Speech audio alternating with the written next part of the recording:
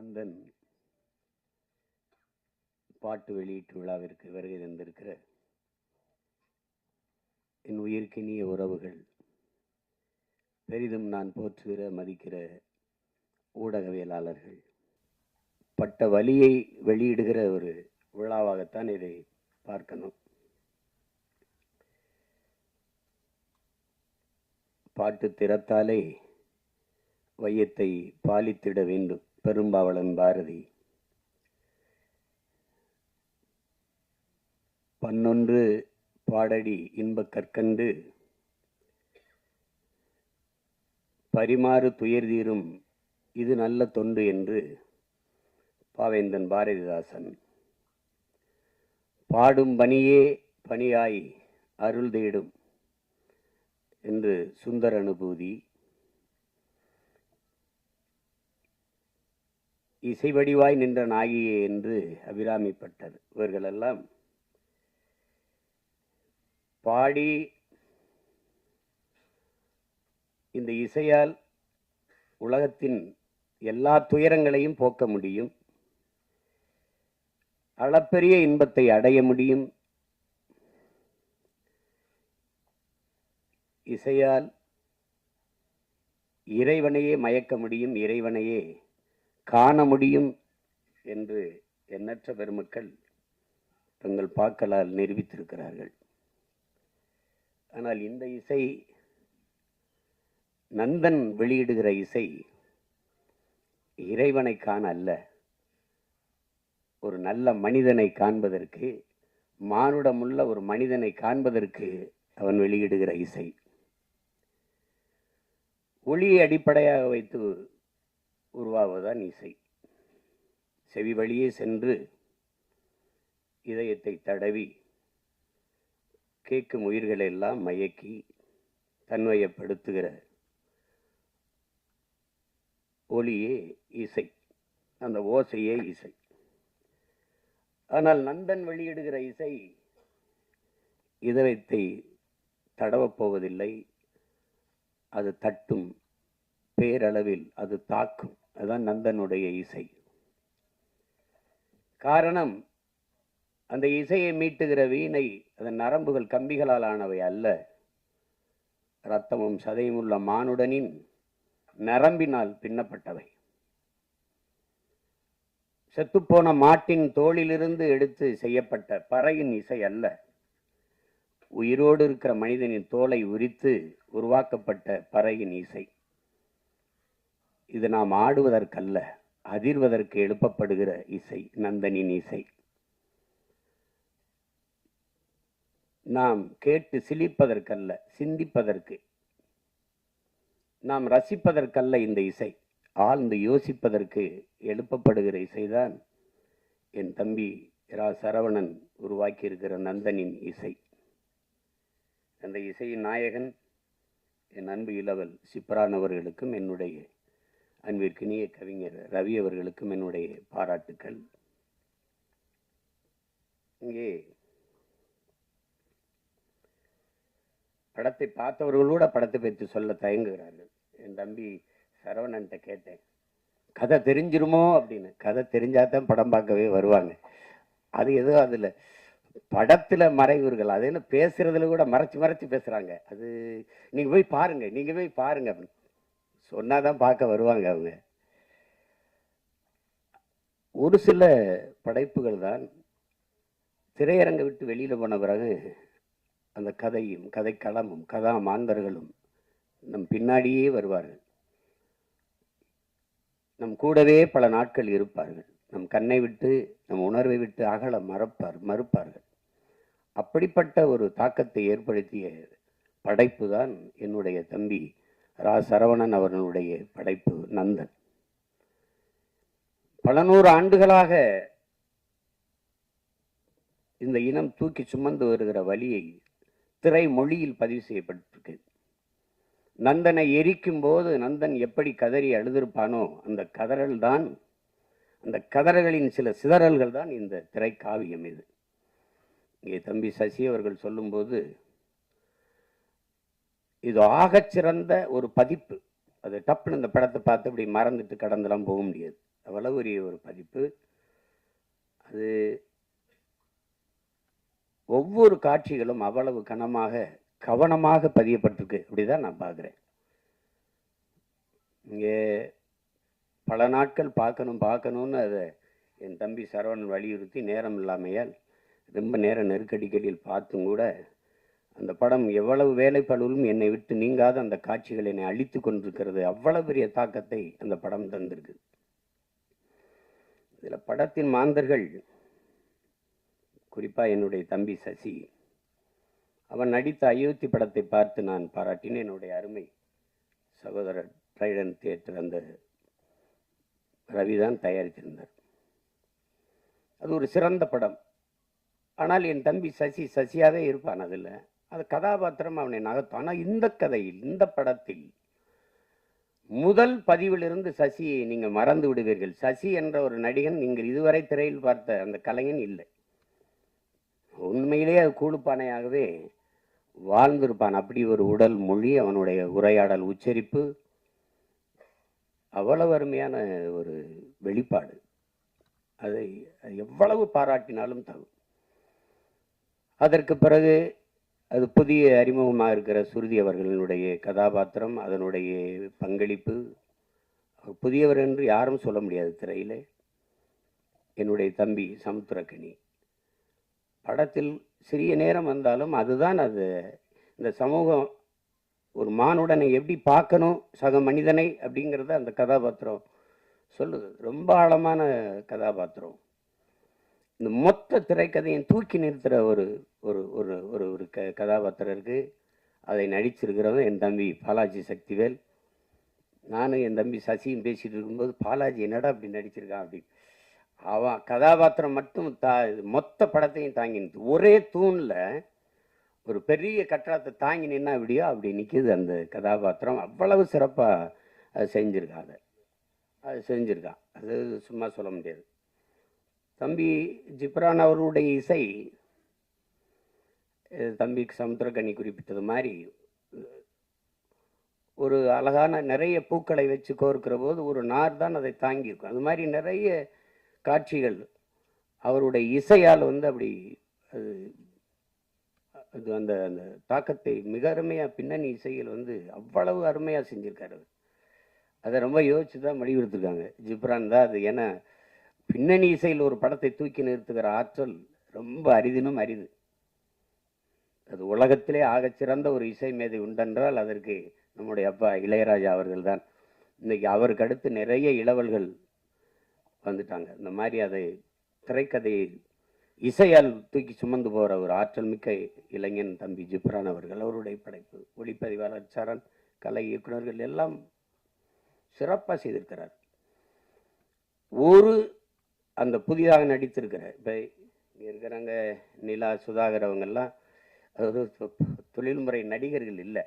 ஊரில் இருக்கிறவங்க ஒருத்தர் கூட ஒரு தவறாக ஒரு எப்படி சொல்கிறது முகபாவத்தை தந்திருக்க மாட்டாங்க. எல்லாம் உரிய அளவில் பிரமிச்சிருவீங்க நீங்கள். இந்த மாதிரி நேர்த்தியான படங்கள் ரொம்ப நாளாச்சு. நம்முடைய வணக்கத்திற்குரிய ஐயா மகேந்திரன், என்னுடைய அப்பா பால்மேந்திரா, அப்பா பாரதி ராஜா, இவருடைய படங்களில் தான் அவ்வளோ பெரிய நேர்த்தி இருந்தது, அவ்வளோ ஒரு தாக்கம் இருந்தது. ஆனால் சில படங்கள் பொழுதை போக்கும். அதுக்கு வரியே நம்ம கேளிக்கை வரின்னு தான் விதிக்கிறோம். அது பொழுது போக்கும். ஏதாவது ஒரு அரிதிலும் அரிதான படங்கள் தான் பொழுதை நல்ல பொழுதாக ஆக்கும். இது ஆகச்சிறந்த பொழுதாக அந்த 2 மணி நேரம் 5 நிமிடத்தை சிறந்த பொழுதாக ஆக்குகிற ஒரு திரைக்காவியம் தான் நந்தன். அது என் தம்பி இதுக்கு முன்னாடி கத்துக்குட்டி, இந்த உடன்பிறப்புலாம் எடுத்திருந்தாலும் கூட இந்த 3வது பதிப்பு மிக முத்தான பதிப்பு. அப்படிதான் நான் பார்க்குறேன். அது திரையரங்கு படம் முடிச்சுட்டு நாங்கள் ரொம்ப அவசரமாக போனானால் நான் போகவே இல்லை. என்னுடைய மனைவியெல்லாம் அந்த கடைசி காட்சியிலேருந்து திரும்பிக்கிட்டு அழுதுகிட்டு இருந்தாங்க. அது அவ்வளவு நெகிழ்ச்சியாக இருந்தது. அது அவங்களுக்கு இவங்கெல்லாம் சொல்ல பயப்படுவாங்க கதையை. நான் சொல்கிற கதை மிக ஆழமான கதை. தமிழ் நிலத்தில் மட்டும் இல்லை, இந்திய பெருநிலம் முழுமைக்கும் இன்றும் நம்மோடு இருக்கிற சக மனிதர்கள், நம்மை போல எலும்பு, நரம்பு, ரத்தம், சதை, பசி, உறக்கம், கனவு, கண்ணீர் கொண்ட சக மனிதர்கள் எவ்வளவு தூரம் இந்த மண்ணிலே நசுக்கப்படுகிறார்கள், ஒடுக்கப்படுகிறார்கள், ஒதுக்கப்படுகிறார்கள் என்பதை உணர்த்துகிற ஒரு ஒப்பற்ற திரை காவியம்தான் இந்த நந்தன். நாட்டின் இன்னைக்கு பொருளாதார அடிப்படையில் இடஒதுக்கீடை நாம் பேசுகிறோம், நாம் வரவேற்கிறோம். ஆனால் இடஒதுக்கீடு ஏன் கொண்டு வரப்பட்டது அப்படிங்கிறத நீங்கள் அறிவார்ந்த என் உறவுகள் நீங்கள் சிந்திச்சு பார்க்கணும். சீமான் இந்த தெருவில் போகக்கூடாது என்றது ஏழை என்பதற்காக அல்ல. என் உடன் பிறந்தவர்களே, இந்த கோயிலில் நான் நுழையக்கூடாது என்பது நான் ஏழை என்பதற்காக அல்ல. இந்த குளத்தில் நான் குளிக்கக்கூடாது என்பது நான் ஏழை என்பதற்காக அல்ல. நான் இழிமகன், ஈன சாதி, தாழ்ந்தவன், தீண்டத்தகாதவன் என்பதற்காக. எதன் பொருட்டு இங்கே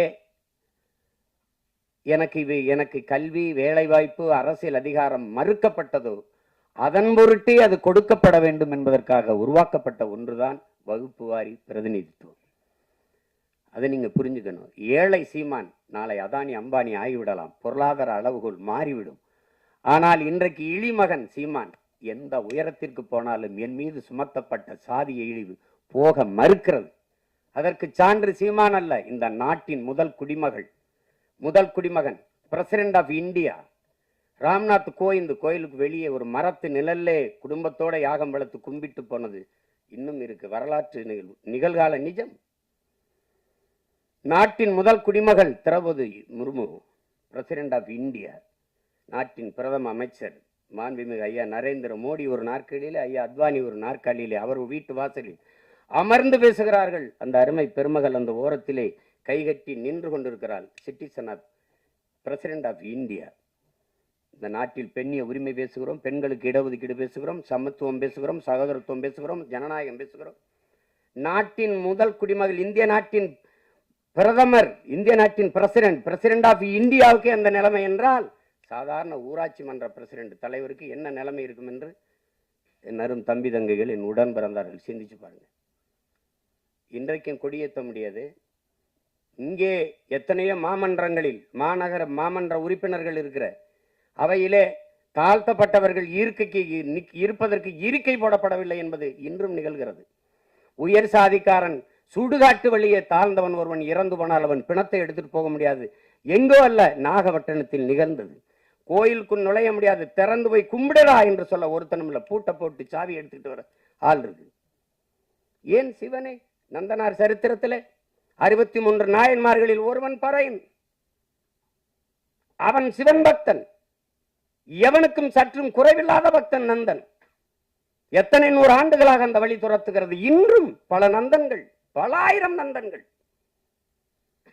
நந்தன் வெளியிலே 63 நாயன்மார்களில் ஒருவன் சிவன் கோயிலுக்கு வெளியிலே சிவனை வழிபட தவிக்கிறான். எல்லோரும் உள்ளே. நந்தி அங்கே நிற்கிறது, சிவனை வழிபட மறைக்கிறது. நந்தனுக்கு சிவன் தெரியாமல் நந்தி மறைக்கிறது.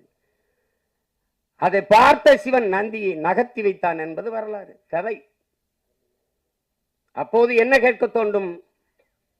எந்த ஒரு மானுடனுக்கும் ஒரு கேள்வி எழும் இல்லையா? நந்தியை நகர்த்தி வைத்த சிவன் நந்தா உள்ளவாடா என்று ஏன் கூப்பிடல?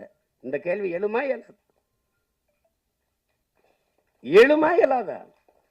அப்ப இறைவனுக்கும் தீண்டாமை இருந்ததா? நீனும் சாதிய பாகுபாடு பார்த்தாயா? பாருங்க, இந்த கேள்விதான் படம், நந்தன் படம். சாதிய இழிவை துடைத்தெறிய போராடாமல் இருப்பதை விட செத்து ஒழிவதே மேலானது. அண்ணல் அம்பேத்கர். இந்த வார்த்தையில வலி இருக்குதா? அதை உணர முடியுதா? என்னைக்காவது என் உடன் பிறந்தவர்களை நீங்கள் இருந்து சாப்பிட்டு எழுந்த இடத்தை தண்ணீர் விட்டு கழுவியதை நீங்கள் பார்த்தது உண்டா? இந்த தெருவிலே நீ நடக்கக்கூடாது, இந்த கோயிலுக்குள் வரக்கூடாது என்று சொன்னதை நீங்கள் கேட்டதுண்டா? தோல் மேலே கையை போட்டு நீங்கள் என்ன சாதி என்று தெரிந்து கொள்வதற்கு நீங்கள் என்ன ஆளுக என்று கேட்டதை நீங்கள் இன்னைக்காவது அந்த வழியை உணர்ந்து இருக்கிறீர்களா? உங்களை அழைத்து கொண்டு போய் உங்கள் அப்பா பேர் என்ன, உங்க ஊர் என்ன, உங்க அப்பா என்ன வேலை பார்க்கிறார், எந்த தெருவில் வாழ்கிறீர்கள், எதற்கு, நீ என்ன சாதி என்று கண்டறிவதற்கு இந்த வழியெல்லாம் நீங்கள் அனுபவித்தது உண்டா? இந்த குளத்தில் நீ குளிக்கக்கூடாது என்று சொல்லதுண்டா? தண்ணீரை வாய் வைத்து குடிக்கக்கூடாது, அண்ணாக்கத்தான். அது சுகாதாரம். இன்னைக்கு அண்ணாக்க எல்லாரும் குடிக்கிறது வேறு. இரட்டை குவளை முறை அதெல்லாம் பார்த்தது உண்டா நீங்க? ஒவ்வொரு சாதிக்கும் ஒரு முடிதிருத்துகிறவர் உண்டு, பார்த்து உண்டுவா? சலவை தொழிலாளி இந்த சாதிக்கு விழுக்கிறவர் தனி. இந்த குளத்தில் தான் குளிக்கணும், மாறி குளிச்சனா குளம் விழும். இதெல்லாம் எங்க இருக்குன்னு நினைக்காது, இன்னும் இங்க இருக்கு, இன்னும் இருக்கு. எத்தனை ஊராட்சி மன்ற தலைவர்கள் இந்திய நாட்டின் விடுதலை கொடியை ஏற்ற முடியாமல், கொடி விடுதலை கொடி, ஆனால் அவன் பெற்றிருக்கிறானா?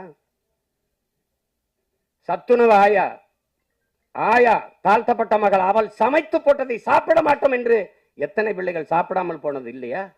அரசு சாப்பிட வைக்கிறதுக்கு என்ன முயற்சி? அவளை பணியிட மாற்றியதுதான் இன்றும் இங்க நிகழ்கிறது. உடன் பிறந்தவர்களே, நாகப்பட்டினத்துல சுடுகாட்டு வழி எடுத்துட்டு போக முடியல, சுடுகாட்டு வழியே. ஆனால் மாவட்ட ஆட்சியர் அங்க போனார். நீங்க எடுத்துட்டு போங்க, நான் பாப்போம்னு சொல்லல, மாற்று வழிதாரம் அங்க ஒண்டி போச்சுக்கிறீங்க. இதுதான் நீங்க இன்னும் இருக்கிற நிலைமை. அப்ப அதிகாரத்துக்கிட்டே தீண்டாம இருக்கு, பாகுபாடு இருக்கு. அடித்தட்டு மக்கள் என்ன செய்ய முடியும்? அது இன்னும் அந்த நந்தனை எரித்த தீ இன்னும் எரிந்து கொண்டுதான் இருக்கிறது. அதை தான் இந்த படம் வலியுறுத்துது. முதல்ல சீமானுக்கு நன்றியை சொல்லணும். எங்களை வாழ்த்த படம் இவ்வளோ வேலை மத்தியிலும் எங்களுக்காக, தம்பிகளுக்காக உங்களுக்கு நன்றியை தெரிவிச்சுக்கிறேன். நீங்கள் படம் பார்த்து எங்களை வாழ்த்துனது ரொம்ப மறக்க முடியாத, ஒவ்வொரு வார்த்தையும் மறக்க முடியாமல் இருக்குது. அதுக்கு உங்களுக்கு நன்றியை தெரிவிச்சுக்கிறேன். நானும் சரவணனும் அவ்வளோ நீங்கள் சொன்ன வார்த்தைகள் ஒன்றொன்றும் உண்மை. இப்படி நடக்கணும், இப்படி இருக்கணும்னு சொன்ன விஷயங்கள் அதை நீங்கள் மறுபடியும் இதில் சொன்னீங்கன்னா இன்னும் சந்தோஷப்படுவோம் எங்கிட்ட சொன்னதை. அது அப்புறம் வினோத் அவரோட படத்துக்கே வரமாட்டார், ப்ரமோஷனுக்கு வரமாட்டார், யோசிப்பார். அப்படியே கூப்பிட்டாலும் முகத்தை மூடி மறைச்சிக்கிட்டு பேசவும் மாட்டாப்புல. என்ன ஏண்டா கூப்பிட்டீங்க இதுக்கு அப்படின்னு அவரோட ப்ரமோஷனுக்கே வரமாட்டார்.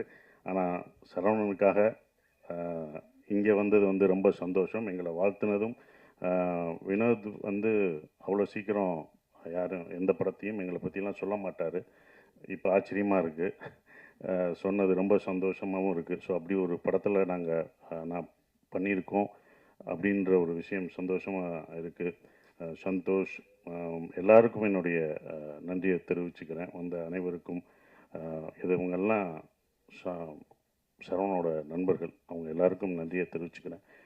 எங்கள் டீம் சார்பாக தெரிவிச்சுக்கிறேன்.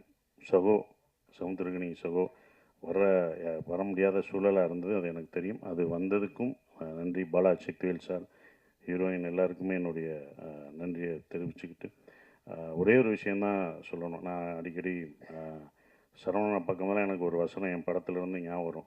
உங்கள் நேர்மை எனக்கு ரொம்ப பிடிச்சிருக்கு அப்படின்னு சொல்கிறது. அதுதான் சரவணா பக்கமாக அந்த நேர்மை எனக்கு ரொம்ப பிடிச்சிருந்தது. இந்த படம் சரவணோட பொதுவாகவே எனக்கு சரவணன் எப்படி பிடிக்கும்னா, மற்றவங்க பிரச்சனைனா குடும்பம் பொண்டாட்டியெல்லாம் விட்டுட்டு போய் முதலாக போய் நிற்கிற ஒரு ஆள் தான் சரவணன். நானே சொல்லியிருக்கேன், எதுக்குங்க வாங்க வேலையை பார்ப்போம் அப்படின்னும். ஆனால் எல்லாத்தையும் சாப்பிட்றதெல்லாம் விட்டுட்டு போய் முதலாக போய் நிற்கிற ஆள் அவர் தான். இப்போ அவருக்கு தெரிஞ்சிருக்கும் உங்கள் பின்னாடி யார் இவங்க தான் இருக்காங்க, அது யார் நிற்கிறான்னு பார்க்கணும். ஏன்னா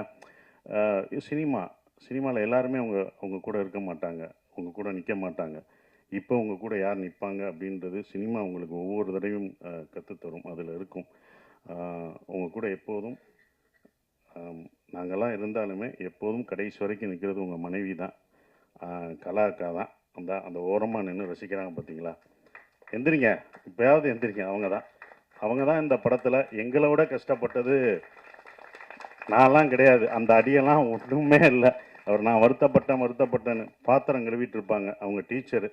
அந்த வேலையெல்லாம் லீவை விட்டுட்டு, மன்னிச்சுக்கோங்க, அவங்க கணவருக்காக வந்தாங்க, எல்லாத்தையும் விட்டுட்டு அவங்க பாத்திரம் கழுவுறதை பார்க்கும்போது எனக்கு ரொம்ப இந்த வழியெல்லாம் ஒன்றுமே தெரியாது. ஏன்னா அவங்க பசங்க அவங்க அதெல்லாம் பார்த்தோம்னா நமக்கு கண்ணீர் வரும். நான் வாங்கின அடியெல்லாம் ஒன்றும் கிடையாது. அந்த அடியெல்லாம் எனக்கு பின்னால் விருதாக கூட மாறும். ஆனால் அவங்களுக்கு அது என்ன ஆகும்? அவர் ஜெயிக்கணுன்ற ஒரு விஷயந்தான். கண்டிப்பாக இந்த படம் சரவணனுக்கு பெருசாக நிற்கும். அதுக்கு தான் எல்லாம் நிற்கிறோம். நான் வழி அனுப்ப போனவங்க தான் இந்த படத்தில் 4 நாள் நடிக்கிறதுக்கு தான் அந்த படத்துக்கே போனேன். கனியனை நடிக்கிற கேரக்டர் தான் என்னோட கேரக்டர். வழி அனுப்ப ட்ரெயினில் ஏற்றி விட்டுரு, வாங்க நீங்களே ஏறுங்க. ஏய், நான் வழி அனுப்ப வந்தேடா, என்னப்பா ஏற்றிட்டீங்க? அப்படி தான் அந்த படம் இருந்தது. அது வேற ஒரு நடிகர் நடிக்க இருந்தது. நான் தயாரிக்கணும்னு நினச்ச படம் என்னால் இப்போ வரைக்கும் தயாரிக்க முடியலை அப்படின்ற ஒரு விஷயம். பட் அவர் தயாரிக்கிறது எனக்கு சந்தோஷமாக இருக்குது.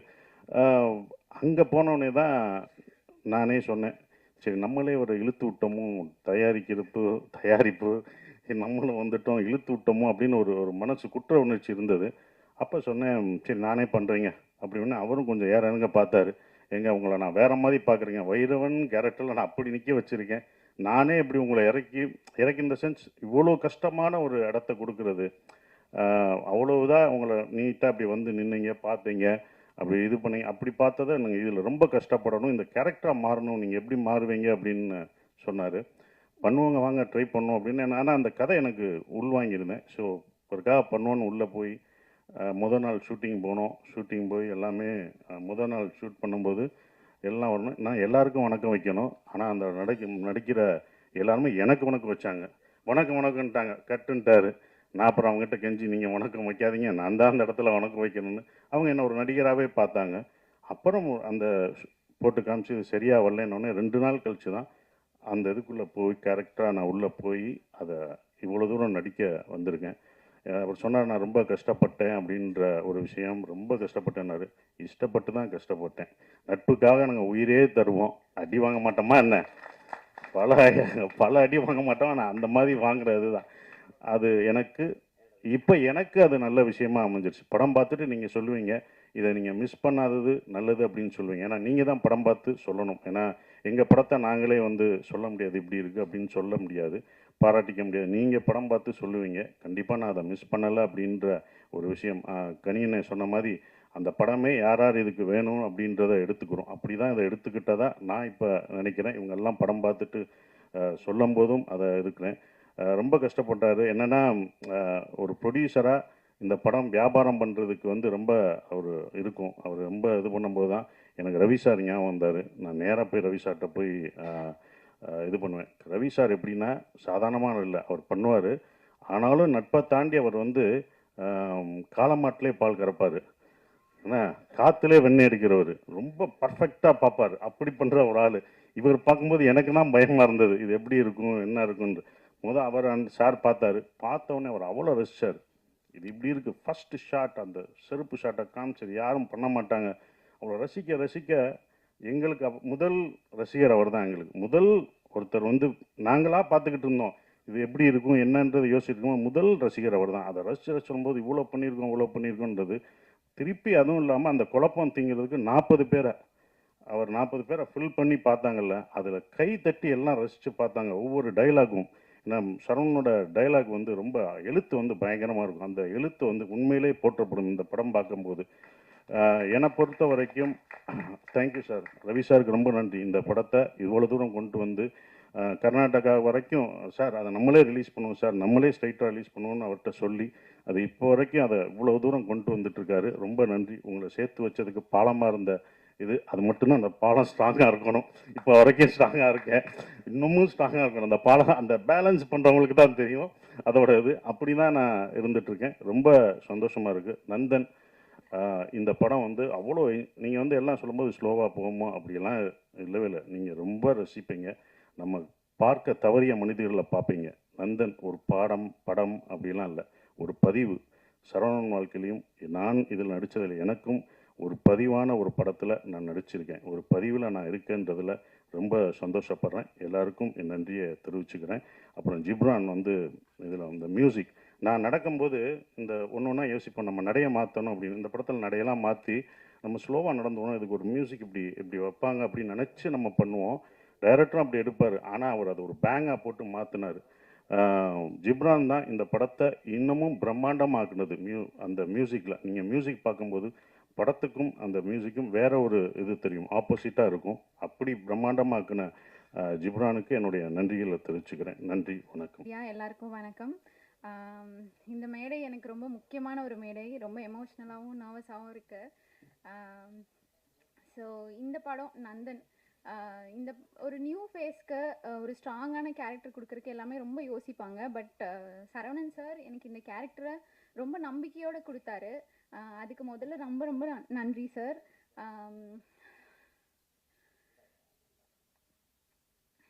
கொஞ்சம் எமோஷ்னலாக இருக்குது எனக்கு.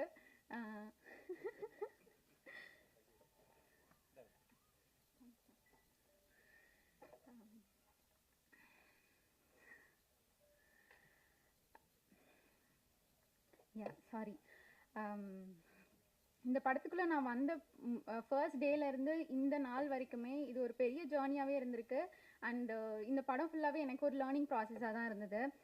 மாடலிங் இண்டஸ்ட்ரி வேற, பட் ஆக்டிங் ஃபீல்டுக்குள்ளே வரும்போது இது ஒரு வைடான இண்டஸ்ட்ரி. இதில் எப்பவுமே நம்ம கற்றுட்டே இருக்கணும் அப்படின்றது நான் இந்த படத்துக்குள்ளே வந்ததுக்கப்புறம் தான் நான் புரிஞ்சுக்கிட்டேன். இந்த படம் வந்து எனக்கு நான் இதுக்கப்புறம் நான் படம் பண்ணுவேனா பண்ண மாட்டேனா இல்லை நல்ல படங்கள் வருமா எனக்கு தெரியாது. பட் இந்த படம் எனக்கு ஃபாரெவர் என் ஹார்ட்டில் அப்படியே நிற்கும். So thank you so much for the opportunity. Sasikumar sir நம்ம வேற நிறைய படங்கள்ல நான் ஹீரோவாக பார்த்துருக்கேன், ஸ்க்ரீனில் பார்த்துருக்கேன். பட் நேரில் ரொம்ப ஒரு யதார்த்தமான ஒரு மனுஷன். அவர் இவ்வளோ யதார்த்தமாக எல்லாருக்கு கூடயும் ரொம்ப கேஷுவலாக எல்லாரையும் ஒரே மாதிரி ட்ரீட் பண்ணி இருக்கிறது எனக்கு ரொம்ப ஆச்சரியமாக இருந்தது. நான் ஃபர்ஸ்ட் இந்த மாதிரி பெரிய ஆர்டிஸ்ட் கூட நான் நடிக்கிறேன். ஸோ அந்த ஒரு இடத்துல எனக்கு காம்ப்ளிமெண்டிங்காக நிறைய இடங்கள்ல அவர் இறங்கி நடிச்சிருக்காரு. எனக்கு அது ரொம்ப சந்தோஷமாக இருந்தது. எனக்கு நிறைய இடங்கள்ல நிறைய ஹிண்ட்ஸ்லாம் கொடுத்துருக்காரு, இப்படி ஆக்ட் பண்ண இப்படி பண்ணால் நல்லாயிருக்கும் அப்படின்னு சொல்லி. Thank you so much sir. And next Balaji Sakthivel sir அவரோட படங்களில் எல்லா படங்கள்லையுமே நம்மளை அள வச்சிருக்காரு. பட் ஆனால் செட்டுக்குள்ளே அவர் வந்தாலே ஒரே ஃபன்னாக தான் இருக்கும். பயங்கர ஃபன்னாக வச்சுருப்பாரு, செட்டை அவ்வளோ கலகலப்பாக வச்சுருப்பாரு. இவர் இந்த படத்தில் ஆக்சுவலி ஒரு வில்லன் கேரக்டர் மாதிரி தான். பட் தென் அவர் செட்குள்ளே வந்தாலே எல்லாரும் ஃபன்னாக ஜாலியாக என்ஜாய் பண்ணிகிட்டு இருப்போம். அந்த மாதிரி ஒருத்தர். ரொம்ப thank you so much sir. And R V Saran sir, எங்கள் டிஓபி சார், அவருக்கும் அவங்களோட டீமுக்கும் ரொம்ப thanks. All the best for your future too. Mathesh, எங்களோட அழகன், இந்த படத்தில் என்னோட பையன் கேரக்டர் பண்ணியிருக்காரு. அவர் இன்னைக்கு வரலன்னு நினைக்கிறேன். ரொம்ப நாட்டியான ஒரு பையன், but he has a very good future. Best wishes to him two.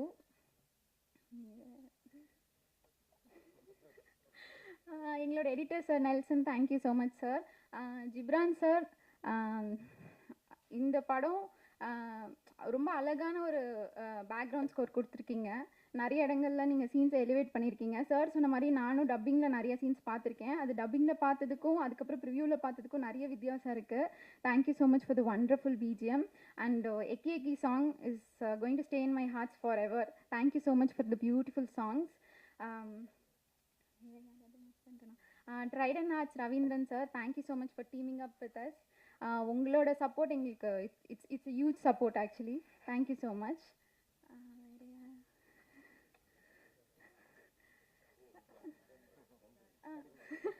Sorry, நான் சமுத்திரக்கனி சார், அவர் கூட எனக்கு ஒரு 2-3 டேஸ் தான் இருந்தது. பட் ஆனால் அவரோட பாசிட்டிவ் வேர்ட்ஸ் நான் ஃபார் எவர் செரிஷ் பண்ணுவேன் என் லைஃப்பில். Thank you so much sir.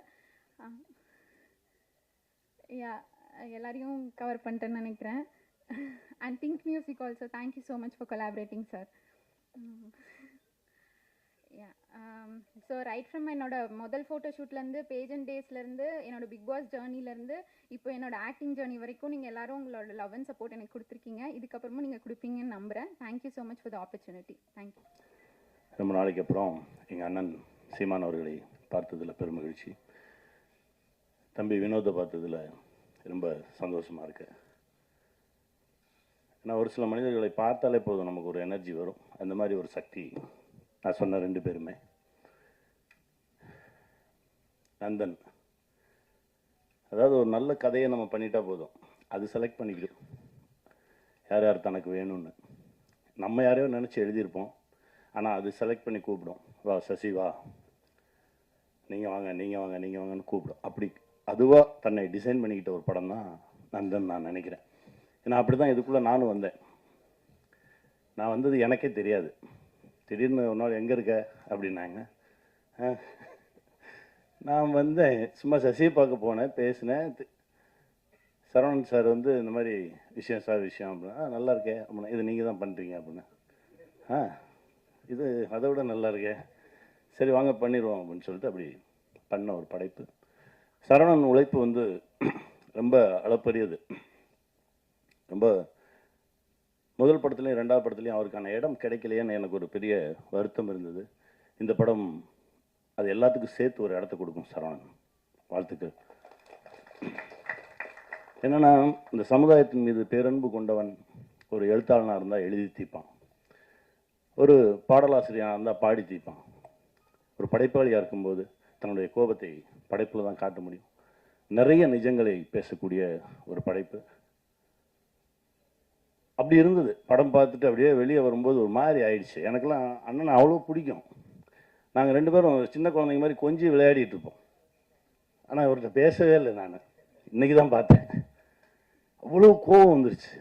அது வந்து அது அது ஒரு நடிகராகவும் இந்த கதை அந்த தாக்கத்தை நம்மளை உண்டாக்கி இருக்கிறது அப்படின்றது தான் ஒரு பெருமகிழ்ச்சி எனக்கு. சசி சசி வந்து ஏன்னா அவன் கூடவே இருந்திருக்கேன். அவனை அப்படி பார்த்துருக்கேன். அவனை பொத்தி பொத்தி பார்த்துக்கிறவன் நான். ஆனால் திரையில் அதாவது ஒரு ஃபைட்டர்ஸ் அடித்தா கூட அடிக்கிற மாதிரி நடிப்பாங்க. ஆனால் நிஜமான ஆட்களுக்கு நடுவில் விட்டுட்டோம்னு வச்சுக்கோங்களேன், அவங்க நடிக்கிறன்ற பேரில் அடித்தே கொண்டுருவாங்க. அதுதான் நடந்திருக்கு. அது ஒரு காட்சி என்னால் அது இப்போ கூட அது நினச்சா கூட ஒரு மாதிரி படபடப்பாக வரும். அந்த மாதிரி ஒரு காட்சி. அது உண்மையிலே சசி வந்து நந்தனுக்கு முன் நந்தனுக்கு பின் அப்படின்ற மாதிரி ஒரு தளம் சசி கிடைக்கும். தம்பி, நீ பட்ட கஷ்டத்துக்கு எல்லாமே இந்த பிரபஞ்சம் ஒரு நல்ல பலனை கொடுக்கும். சுருத்தி, நீங்கள் எவ்வளோ கஷ்டப்பட்டிருந்தாலும் சரி, அந்த ஒரு ஷாட் போதும். ட்ரெய்லரில் வந்துச்சு பாருங்கள். தமிழகமே எழுந்து உங்களுக்காக கைத்தட்டுமா, வாழ்த்துக்கள். ஏன்னா அவரை மிதிக்கும் போது நான் எந்திரிச்சு கைத்தட்டினேன். ஏன்னா அது தேவையான ஒரு இடம், அற்புதமான ஒரு ஒரு இடத்துல அமையணும் ஒரு சில விஷயங்கள். அது அமைஞ்சிருக்கு. இதை கொண்டு போய் ஜனங்கக்கிட்ட எப்படி வைக்க போகிறோம் அப்படின்ற ஒரு கேள்வி எனக்கு எப்போவுமே இருக்கும். ஏன்னா ஒரு வருஷத்தில் ஒரு 52 வாரம் இருக்குது.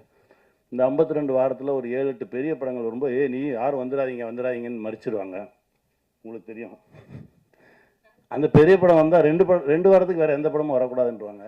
அந்த மீதி இருக்க நேரத்தில் தான் பாவம் 7-8 படங்கள் வந்து விழுந்து அதில் நல்ல படங்கள் சிதைக்கப்பட்டு எங்கெங்கேயோ போய் ஏதோ நடந்து ஒரு 200 படம் ஒரு வருஷத்துக்கு ரிலீஸ் ஆகுது அப்படின்னா, ஒரு 20 படம் ஓடுது அப்படின்னா, அதில் ஒரு 10 படம் கமர்ஷியல் படமாக இருக்கும்.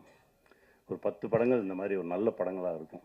அந்த நல்ல படங்களை காக்கக்கூடிய ஒரு மனிதர் வேணும் அப்படின்னு நினைக்கும்போது தான் அண்ணா ரவி அண்ணா உள்ளே வந்திருக்காருனாங்க. ரொம்ப சந்தோஷமாக இருந்தது. அண்ணா ரொம்ப மகிழ்ச்சி.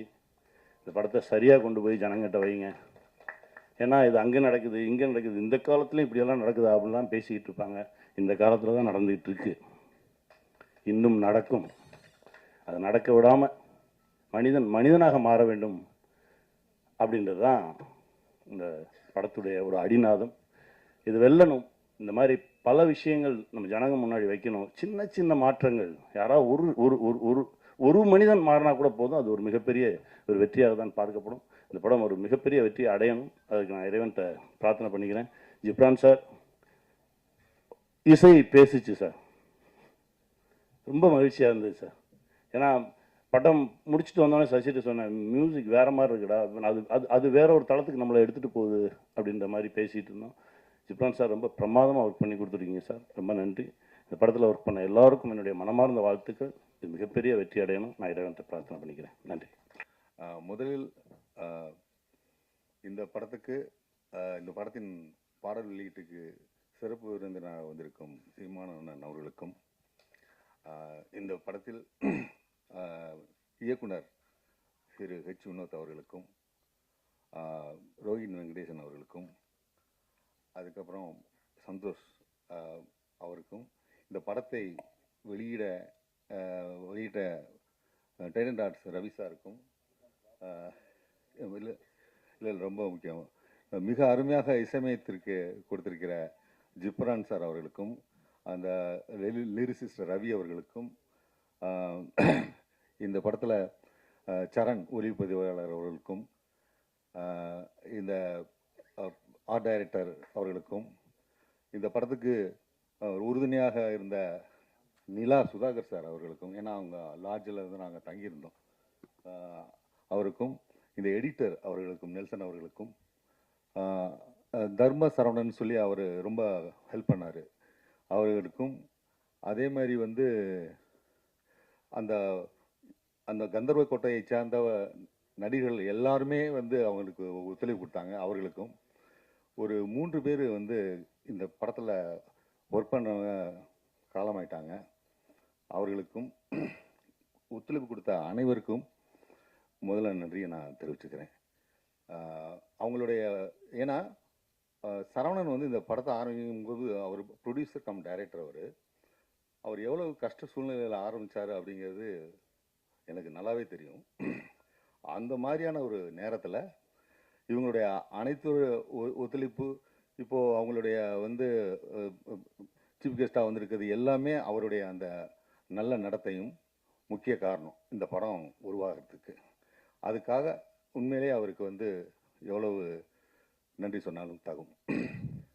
அதுக்கப்புறம் இன்னும் என் கதைக்கு வரேன். ஆக்சுவலாக நான் எப்படி உள்ளே வந்தேன் அப்படின்னு கேட்டிங்கன்னா, இந்த கதையை வந்து சரவணன் சார் கிட்ட வந்து சொன்னார். அவர் அதை வந்து சொல்ல சொன்னவர் சசி சார் தான் சொல்ல சொன்னார். சரின்னு சொல்லி முடிச்சோடனே, இது நீங்கள் இந்த கோபலிங்கம் கேரக்டர் நீங்கள் நடிக்கிறீங்க அப்படின்னு அவர் சொன்னோன்னே, நான் வந்து என்னங்க அப்படிங்க சொல்கிறீங்கன்னு அப்புறம் சசியும் அதான் சொன்னார் எனக்கு. அப்புறம் எனக்கு வந்து ஏற்கனவே உங்கள் நாடோடிகளில் சமுத்திரகணி அவர் கூப்பிட்டாரு. நான் உண்மையிலே எனக்கு கூச்சமாக இருந்துச்சு. நான் பிஹைண்ட் த கேமரா வந்து நான் ரொம்ப ஈஸியாக இருப்பேன், ஆனால் ரொம்ப கஷ்டம்னு சொன்னேன். இந்த அசுரனில் வெற்றிமாறன் வந்து அவர் நடிக்க வச்சோடனே இவங்க எல்லாம் என்னை நம்பிட்டாங்க. அவங்க நம்பிக்கை தான். நான் இன்னும் இப்போ நடிச்சிட்டேனா அப்படிங்கிறது எனக்கு தெரியலை. நான் வந்து டைரக்ஷனுக்கு வந்து நான் ஒரு உறுதியளிப்பேன், ஆனால் இதுக்கு நடிக்கிறதுக்குங்கிறது வந்து ரொம்ப கடினமான ஒரு விஷயம்தான் அது. அப்படி அது சிறப்பாக வந்திருக்குன்னு அவங்க சொன்னாங்கன்னா அதுக்கு அவங்க தான் காரணம். அவர் ரைட்டிங், அவருடைய அந்த ஒரு எழுத்தாளர் பத்திரிகையாளர் இருக்கிறதுனால அந்த சமூக அக்கறை கூட இருந்த ரைட்டிங்கு, அது ரியல் இன்சிடெண்ட்டை யூஸ் பண்ணிக்கிட்ட அவர் அந்த பாங்கு, இதெல்லாம் சேர்ந்து தான் வந்து அதை வந்து இவ்வளோ சிறப்பாக வந்திருக்குன்னு சொல்கிறாங்க எனக்கு. அதே மாதிரி அவர் சசிகுமார் வந்து அவர் இந்த படத்தில் நீங்கள் பார்த்துருப்பீங்க, ட்ரெய்லரே பார்த்துருப்பீங்க, எவ்வளோ இதுவரையும் தோன்றிடாத ஒரு மாறுபட்ட வேடத்தில் அவர் தோன்றியிருக்காரு. எனக்கு அதான் ரொம்ப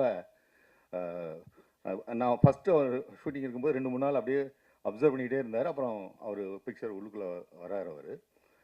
அது வந்து அந்த டிரான்ஸ்ஃபார்மான கேரக்டர் வந்து ஒரு புதிய வித்தியாசமாக இருந்துச்சு. அவருடைய அந்த இமேஜ் எல்லாமே இந்த படத்தில் அதெல்லாம் தூக்கி போட்டுட்டு அந்த கேரக்டரோட ஒன்றின ஒரு விஷயம் இருக்குது பார்த்தீங்களா, அதான் ரொம்ப சிறப்பான விஷயம். அதுதான் இந்த படத்தில் ஹைலைட்டே அதான்.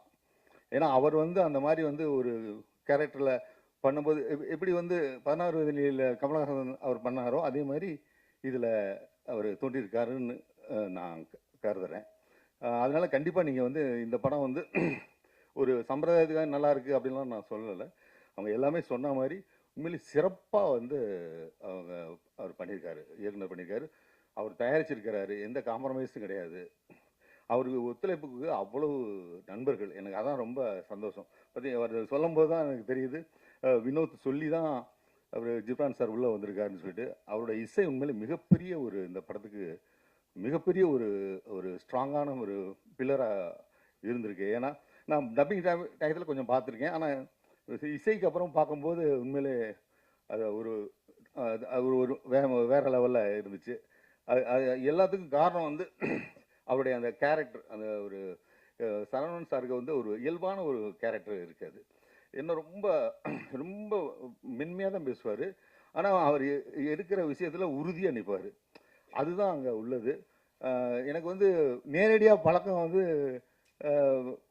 மற்றபடி பழக்கம் இருக்குது, ஆனால் செட்டில் பழக்கும் போது எனக்கு வந்து சச்சினுடைய அந்த ரொம்ப அந்த இயல்பான அதாவது நடிகர், அதை தாண்டி ஒரு தயாரிப்பாளராக இருந்திருக்காரு, அது எல்லாமே சேர்ந்து ஒரு சக மனிதராக அற்புதமான மனிதராக நான் பார்த்தேன். அந்த பழக வாய்ப்பு கிடைச்சது எனக்கு ரொம்ப சந்தோஷமாக இருந்தது. கனி, நான் கூப்பிடும்போது வரல, நீ இப்போ வந்து நீ நடிக்கிற அப்படின்னு சொல்லி உரிமையாக வந்து கோச்சிக்கிட்டது, இது எல்லாமே எனக்கு ரொம்ப இதாக இருக்குது. எனக்கு கொஞ்சம் கூச்சமாக இருக்குது. அதனால் எல்லாத்துக்குமே வந்து இந்த படத்தை வந்து அடுத்த லெவலுக்கு கொண்டு போய் மக்கள்கிட்ட சேர்க்க வேண்டிய இது உங்கள் கடமை என்று கூறி விடைபெறுகிறேன். நன்றி, வணக்கம். வணக்கம். வெளியில் வந்திருக்க எல்லாருக்குமே வணக்கம்.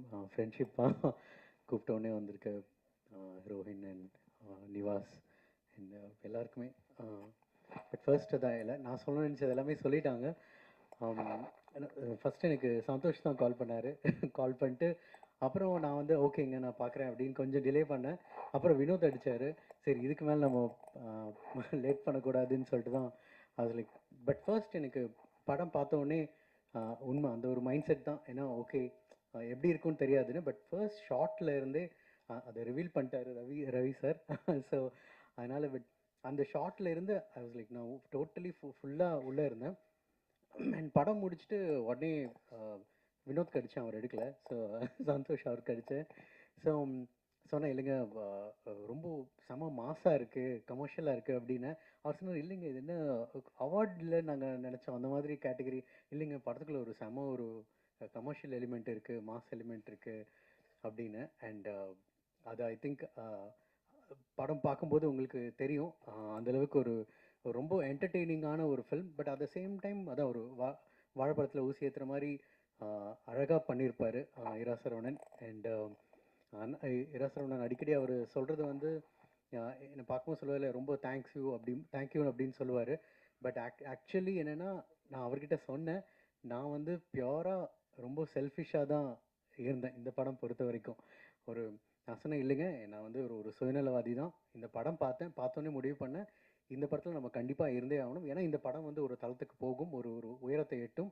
அப்போது நான் இந்த படத்துக்குள்ளே இருக்கேங்கிறது தான் என்னோட இது. அதனால் நான் உங்களுக்கு ஹெல்ப் பண்ணேன்னு நினைக்காதீங்க, நீங்கள் தான் எனக்கு ஹெல்ப் பண்ணியிருக்கீங்க த்ரூ திஸ் ஃபில்ம் அப்படின்னு. ஸோ அதுக்காக நான் அட்வான்ஸ்டாக வினோத்துக்கும் சந்தோஷ்க்கும் தேங்க்ஸ் சொல்லிக்கிறேன். அண்ட் சசி சார் நம்ம தொடர்ந்து ஒர்க் பண்ணுறது வாய்ப்பு கொடுக்கறதுக்கு தேங்க்யூ சார். திரும்ப அடுத்தும் நாங்கள் சேர்ந்து பண்ணுறோம். அண்டு இந்த படம் பார்த்து முடிச்சுட்டு நான் சந்தோஷ்கிட்ட சொன்னேன், சசி சார் மாதிரியே இல்லை, இது வேறு மாதிரி இருக்குது படம், அவரோட ஐ திங்க் இது அவரோட பெஸ்ட்டு அப்படின்னு ஆக்டரா அப்படின்னு. ஸோ கண்டிப்பாக sir I think I done justice. And கண்டிப்பாக உங்களுக்கும் பிடிக்கும். ஏன்னா இப்போது முன்னாடி சொன்னதே தான், ஏன்னா இப்போ ஒரு நல்ல படம் யார் டைரக்ட் பண்ணியிருந்தாலும், யார் ப்ரொடியூஸ் பண்ணியிருந்தாலும், யார் ஆக்ட் பண்ணியிருந்தாலும் அது நல்ல படமாக இருந்து உங்களுக்கு பிடிச்சதுன்னா ஆடியன்ஸை உள்ளே கூட்டிகிட்டு வர பவர் உங்கள்கிட்ட இப்போது இருக்குது. அண்ட் ஐ திங்க் அது பீப்புளும் அந்த வேர்ட் ஆஃப் மவுத்துங்கிற ஒரு பவர் இப்போது யுனானிமஸாக இருக்குது. ஸோ அதனால் அது கண்டிப்பாக இந்த படத்துக்கும் இருக்கும் அப்படின்னு நம்புகிறோம். உங்கள் சப்போர்ட்டும் எங்களுக்கு வேணும். தேங்க்யூ. ஜாதிக்கார பத்திரிகையாளர்களுக்கு முதல் வணக்கம். இந்த சினிமாவுக்கு வந்து 10 வருஷம் ஆச்சு. இது நான் 3வது படம் நந்தன். முதல் 2 படங்களுக்கு இந்த மாதிரி மேடை வாய்ப்பு எனக்கு அமையலை. கத்துக்குட்டி, உடன்பிறப்பை படங்களுக்கு இசை வெளியீட்டு விழாவோ வெற்றி விழாவோ இல்லை பத்திரிகையாளர்கள் சந்திப்போ அந்த மாதிரி எந்த விதமான சாத்தியங்களும் எனக்கு அமையலை. அதனால் இது 3வது பட மேடையில் நம்ம நிறைய பேசணும், 2 மேடைக்கும் சேர்த்து பேசணும்னு நினச்சேன். ஆனால் எல்லாருமே பேசி முடிச்சிட்டாங்க பேச வேண்டிய விஷயங்களை. அதனால் அண்ணன் சீமான் எப்போ இந்த நிகழ்வுக்கு வரேன்னு ஒத்துக்கிட்டாரோ அப்போவே இந்த நந்தன் படம் மிக முக்கியமான படமாக மாறிடுச்சு. ரொம்ப ரொம்ப நன்றிங்கண்ணே. நேரம் ஒதுக்கி அண்ணனுடைய வீட்டில் உள்ளவங்க தம்பிகள் எல்லாம் சேர்ந்து அந்த படத்தை பார்த்த அன்னைக்கு தான் சசிகுமார் சாருக்கு ஒரு நிம்மதி பெருமூச்சே வந்துச்சு. ஏன்னா அந்த படம் என்னத்தை நிகழ்த்தும்னு நாங்கள் நினச்சோமோ அது அண்ணனோட மனைவி, அண்ணி, குடும்பத்தினர் எல்லாரும் சேர்ந்து அந்த நிகழ்ச்சியை வெளிக்காட்டினப்போ உண்மையாகவே ஸ்தம்பிச்சு போயிட்டோம். நம்ம ஒரு நல்ல படைப்பை செஞ்சுருக்கோம், நம்முடைய முயற்சி நல்ல கட்டத்தை அடைஞ்சிருக்கு அப்படின்னு நிம்மதி பெருமிச்சு அடைஞ்சோம். ரொம்ப ரொம்ப நன்றிண்ணே. அன்றைக்கி என்னுடைய நன்றியை சொல்லிடுங்க. விழாவுக்கு வந்திருக்கிற என்னுடைய குழுவை சார்ந்த அத்தனை தொழில்நுட்ப கலைஞர்களுக்கும் நன்றி. அவங்களுக்கு தனித்தனியாக நான் சொல்ல டைம் இருக்குமான்னு தெரியல. சமுத்திரக்கனி சார் எந்த கண்டிஷனில் இங்கே கிளம்பி வந்திருக்காரு அப்படிங்கிறது எனக்கு தெரியும். அவர் டே நைட் ஓடிக்கிட்டே இருக்கிறாரு. நேற்று கூட எனக்கு ஃபோன் பண்ணி என்னால் வர முடியுமான்னு தெரியலை, இப்போ தாண்டா வந்து படுத்தேன், அப்படியே நித்திர சொக்குது அப்படின்னாரு. நானே சொன்னேன், அண்ணன் நீங்கள் பண்ண வேண்டிய உதவி எல்லாமே எனக்கு பண்ணிட்டீங்க, இது வந்து இன்னும் உதவி கேட்கன்னு தப்பாக எடுத்துக்காதீங்க, நீங்கள் வந்து பேசினா நல்லா இருக்குன்னு சொன்னேன். இந்த அழைப்பை ஏற்று வந்த அண்ணனுக்கு ரொம்ப நன்றி. மிக முக்கியமாக நான் மறந்துடாமல் சொல்ல வேண்டிய விஷயம், ஒரு படத்தோட பிஸ்னஸ் அப்படிங்கிறது பொண்ணு பார்க்குற மாதிரி. பொண்ணை பார்ப்பாங்க, அந்த பொண்ணு நல்லா இருந்தாலும் சரி நல்லா இல்லாட்டியும் சரி எதுவுமே பேச மாட்டாங்க. போய் சொல்கிறோம், போயிட்டு கடிதம் போடுறோம் அப்படிம்பாங்க. நான் நிறைய படங்களுக்கு இதை பார்த்துருக்கேன். அந்த பொண்ணு அழகாக இருந்தால் கூட அவங்களுக்கு பிடிச்சமான பொண்ணாக இருந்தாங்க, அழகுன்னு மட்டும் கிடையாது, பிடிச்சமான பொண்ணாக இருந்தால் கூட அதை அந்த இடத்துல சொல்ல மாட்டாங்க. ஏன்னா சொன்னீங்கன்னா வரதட்சணை அதிகமாக வாங்க முடியாது. கண்ணு நொல்லம்பாங்க, காது நொல்லம்பாங்க, என்னங்க முடி இவ்வளோ கருப்பாக இருக்குது அப்படிம்பாங்க. அந்த மாதிரி ஏதாச்சும் ஒரு குறைய சொல்லுவாங்க. ஏன் குறைய சொன்னால் தான் கூடுதல் வரதட்சணை கிடைக்கும். சினிமாவும் அந்த மாதிரி தான். நம்ம படத்தை பார்க்குறப்போ பிடிச்சிருந்தாலும் சரி, சிரிப்பு வந்தால் கூட சிரிக்க மாட்டாங்க, அப்படியே உம்முன்னு இருப்பாங்க. அப்படி முடியும். ஏன்னா சிரிச்சோ கொண்டாடவோ செஞ்சாலோ அந்த படத்துக்கான பேரத்தை வந்து பண்ண முடியாது. நீங்கள் சிரித்து கொண்டாடுறீங்கன்னு தெரிஞ்சால் அப்போ நான் அதிக ரேட் வைப்பேன்ல சார், 15 கோடி சார்ம்பேன். அதனால் அவங்களும் சிரிக்க மாட்டாங்க, நம்மளும் அப்படி இருப்போம். அந்த மாதிரி நேரத்தில் ட்ரைடன் சார் வந்து ரவி சார் படம் பார்க்குறாரு. படம் பார்க்குறப்ப கூட நான் வெளியூரில் இருக்கேன், சார் தான் ஸ்க்ரீன் பண்ணி காட்டுறாங்க. படம் பிடிச்சிருச்சு எல்லாம் சொல்கிறாங்க. நான் இதுக்கெல்லாம் ரவி சார் கூப்பிட்டு ரவி சார் ஆஃபீஸ்க்கு போகிறேன். நான் எதிர்பார்த்து போனது என்னென்னா, படத்தை பற்றிலாம் எதுவும் பெருசாக பேச மாட்டார், பிஸ்னஸ் விஷயங்களுக்குள்ள ஸ்ட்ரைட்டாக போயிடுவார் அப்படின்னு நினச்சேன். சார் பிஸ்னஸ்லாம் அப்புறம் பேசிக்கலாம் சார். என்ன shot sir, sir first shot எப்படி சார் இப்படி வச்சிங்கன்னு சொல்லி அந்த படத்தை பற்றி 2.5 மணி நேரம், அதாவது திரையுலகத்தில் இவ்வளோ பெரிய ஜாம்பவானா, இவ்வளோ காலம் கொடிகட்டி பறக்கிற ஒரு தயாரிப்பாளர் பிஸ்னஸ் தந்திரங்கள் எல்லாத்தையும் தூக்கி குப்பையில் போட்டுட்டு, சார் பார்த்தனைக்கே முடிப்பட்ட உங்கள் படம் நான் தான், நீங்கள் எவ்வளோ ரேட்டு சொன்னாலும் நான் வாங்கி தான் ஆகணும். இந்த படம், அதாவது அயோத்திக்கு பிறகு இந்த படத்தை பண்ண தான் நான் விரும்புகிறேன் அப்படின்னு சொன்னார். அந்த பெருந்தன்மை இன்னைக்கு தமிழ் சினிமாவில் இருக்கிற யார்கிட்டயாச்சும் பார்க்க முடியுமான்னு எனக்கு தெரியல சார். ஒரு வேளை என் கண்ணில் படலை போல இருக்குது. ரொம்ப ரொம்ப நன்றி சார் ட்ரெயின் சார். உங்கள் கைகளுக்கு வந்ததுக்கப்புறம் இந்த படத்துக்கு கிடச்சிருக்கிற மரியாதையும் உச்சமும் ரொம்ப பெருசு.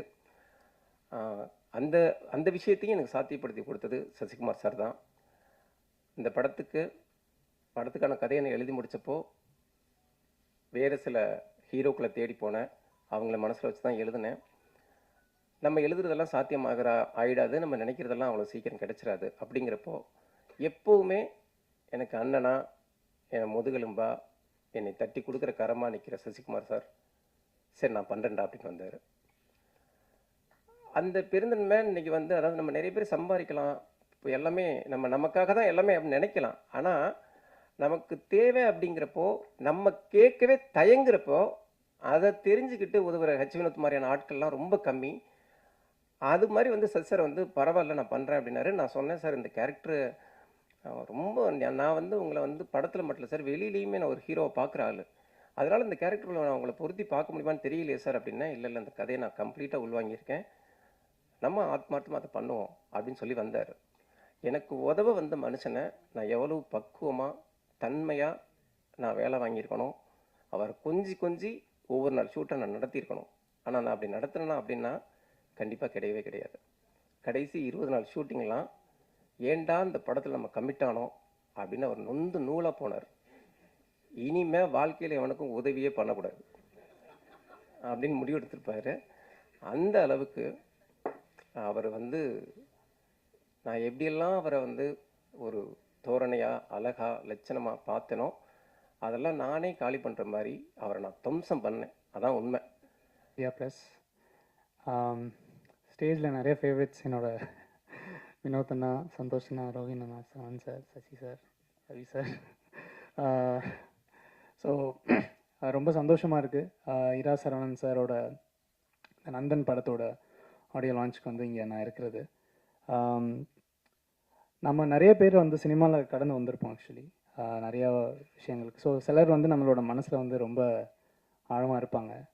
Very few people have their values, their ethics, still whatever cinema gives. அதில் வந்து இரா சரவணன் சார் ஒருத்தர் கண்டிப்பாக. அவரோட, ஏன்னா எனக்கு வந்து ஒரு பிரதர் அவர் actually. we have a very deeper connection. So நாங்கள் எல்லாருமே சேர்ந்து இருக்கும்போது அவரோட நிறைய விஷயங்கள் பேசியிருக்கேன், பழகியிருக்கேன்.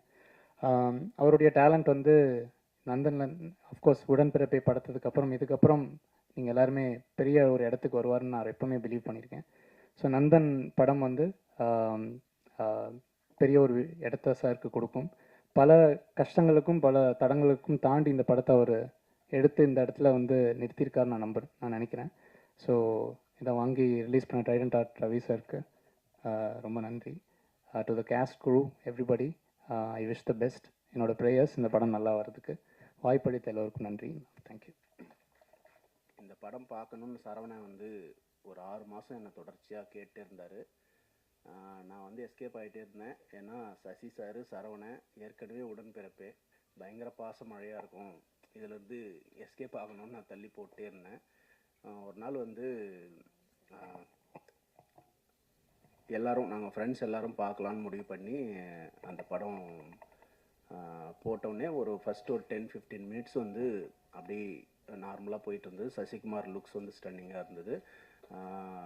போக போக போக அந்த படத்தில் வந்து வர சீன்ஸும் அதில் இருக்கிற பர்ஃபாமன்ஸும் வந்து பயங்கர கனெக்டடாக இருந்தது. ரொம்ப நிறைய விஷயங்கள் வந்து பயங்கர அதிர்ச்சிகரமாக இருந்தது பார்க்கறதுக்கு.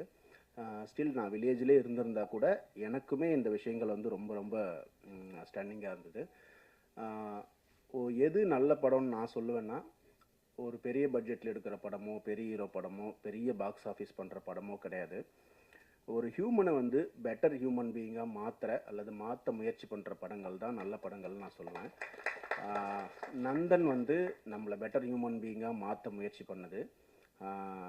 இது வந்து சரவணன் வந்து பத்திரிகை துறையிலேருந்து வந்திருக்காருன்றதுக்காகவோ, சசிகுமார் சார் வந்து பொருட்காட்சியில் வச்சு பாதுகாக்கிற அளவுக்கு நல்லவர்ன்றதுனாலையோ இல்லை. இந்த படம் நல்ல படம், அதனால் கண்டிப்பாக எல்லோரும் சப்போர்ட் பண்ணுங்கள். நன்றி.